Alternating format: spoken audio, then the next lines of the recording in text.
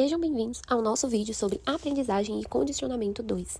A psicologia não foi considerada desde sempre como uma ciência, tendo seu início como um ramo da filosofia. Com o desenvolvimento da psicologia como ciência independente, surgiram várias escolas de pensamento, como estruturalismo, behaviorismo, gestalt, psicanálise, entre outras, levando a várias abordagens para entender o comportamento humano. Nesse arquivo, temos a abordagem do behaviorismo, que começou com John B. Watson. Watson definiu a psicologia como ciência do comportamento observável. Para Watson, os reflexos condicionados demonstrados no experimento com o pequeno Albert são respostas aprendidas aos estímulos, dando destaque, como veremos, ao papel do ambiente e estímulos na formação do comportamento. O experimento do pequeno Albert, realizado em 1920 por John B. Watson e Rosalie Rainer, demonstrou que o medo pode ser condicionado em humanos. Na época, a psicologia passava a focar no comportamento observável e Watson quis provar que emoções são aprendidas, não inatas. O estudo mostrou que um bebê saudável pode desenvolver medo ao associar estímulos neutros com experiências negativas. Esse experimento foi marcante para o behaviorismo e influenciou diversas áreas como educação e saúde. Esse experimento foi recrutado o bebê Albert aos 9 meses, sendo considerado emocionalmente normal e fisicamente saudável. Para o primeiro procedimento dessa pesquisa, foi apresentado a esse bebê alguns objetos, como, por exemplo, um coelho, um rato branco, um pedaço de algodão, e ele não demonstrou nenhum medo a nenhum desses objetos. Então, esses objetos foram considerados como estímulos neutros. Logo após, eles apresentaram ao bebê Albert um barulho muito alto, e ele, então, demonstrou grande medo a esse barulho alto e até mesmo chorou. Isso porque devemos levar em consideração que todo indivíduo, naturalmente, apresenta um medo a barulhos, a ruídos muito intensos. Então, após esses dois procedimentos, eles juntaram o estímulo neutro, que no caso foi escolhido um rato branco, juntamente com o som alto, que era o estímulo aversivo, e repetiram esse procedimento diversas vezes, até que, em determinado momento, apresentaram para o bebê Albert apenas o rato branco, sem o som alto, e mesmo assim, ele começou a demonstrar grande medo a esse rato branco. Depois disso, eles testaram também a hipótese da generalização, que consiste em apresentar medo a objetos semelhantes. Então, apresentaram outros estímulos neutros ao bebê Albert, como, por exemplo, um coelho, uma máscara com pelo, um pedaço de algodão, e, mesmo assim, o bebê Albert também apresentou medo a esses objetos.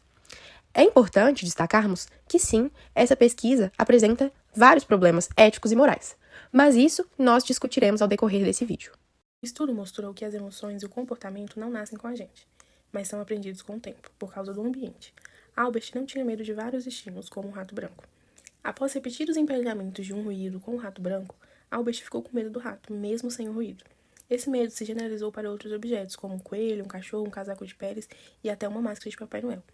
Os resultados mostram que emoções podem ser aprendidas, desafiando a visão psicanalítica da época de que são inatas ou determinadas por conflitos internos.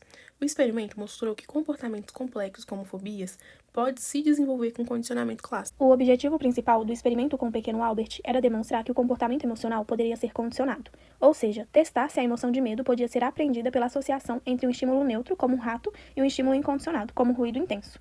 A hipótese era que, se um estímulo que provoca medo naturalmente for apresentado junto com um objeto neutro, como um rato, esse objeto pode passar a provocar o medo. Ou seja, o medo é aprendido por condicionamento e nós não nascemos com certos medos. Eles podem ser ensinados por meio da repetição e da associação entre estímulos, como defendia Watson, um dos fundadores do behaviorismo.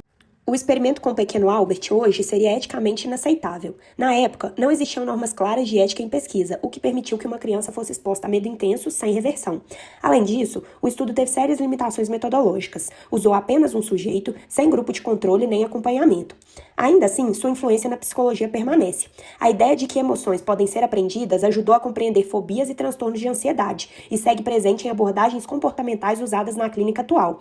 Assim, apesar de ultrapassado em vários aspectos, o estudo continua relevante para refletirmos sobre a aprendizagem emocional e os limites éticos da ciência.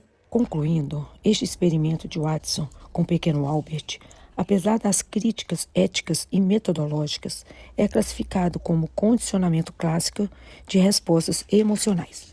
Para a psicologia contemporânea, podemos destacar que o experimento demonstrou a importância do condicionamento clássico na formação das respostas emocionais e comportamentais. O impacto e repercussão do experimento do pequeno Albert.